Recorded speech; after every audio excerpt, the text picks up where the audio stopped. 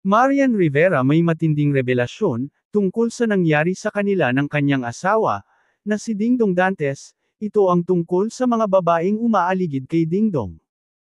Napakaselosa raw ni Marian, pero hindi raw siya basta nagseselos ng walang dahilan at walang sapat na ebidensya. Kapag may kakaibang feelings siya sa mga babaeng nakakausap o nakakasalamuhan ng asawa niyang si Dingdong Dantes, ay hindi siya basta-basta mananahimik at dedma lang. Ani Marian Rivera, sayang nga kung pwede ko lang i-rewind, di ba? Ang pahayag ni Marian sa panayam ni Karen Davila para sa Women's Month special vlog, ng broadcast journalist sa kanyang YouTube channel. Pagkumpirma ni Karen kay Marian, so selosa ka. Kasi may dahilan. Ang babae, hindi magseselos kung walang dahilan. Nature ng babae iyan. Kapag may nakita kang alanganin na ginagawa ng babae doon sa partner mo, alangan naman na palakpakan mo pa. Ang galing, ang sweet nila together, kinikilig ako. My God, napaka-ipokrita nun. No for me. Kapag may sitwasyon na nakikita mong alanganin, magre-react ka talaga, saad ng aktres.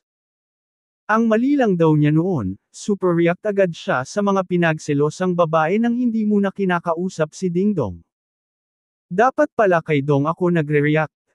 Walang binanggit na mga pangalan si Marian ng mga babaeng pinagselosan niya noon, pero nakamove on na siya at napatawad na ang mga ito. Kapag nakikita ko sila, naiilang sila kasi alam nila yung sitwasyon kung bakit ko ginawa iyon sa kanila. Pero ngayon, kapag nakikita ko, I'll try to be civil. May isang ang pagkakataon, ako na yung nag-initiate na, pinapatawad na kita. Tapos naloka siya.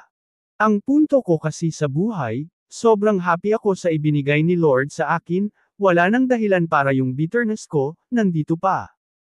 Ni-let go ko na iyan. Sa isip-isip ko na lang, learn your lesson girl, huwag mo nang gawin iyon sa iba.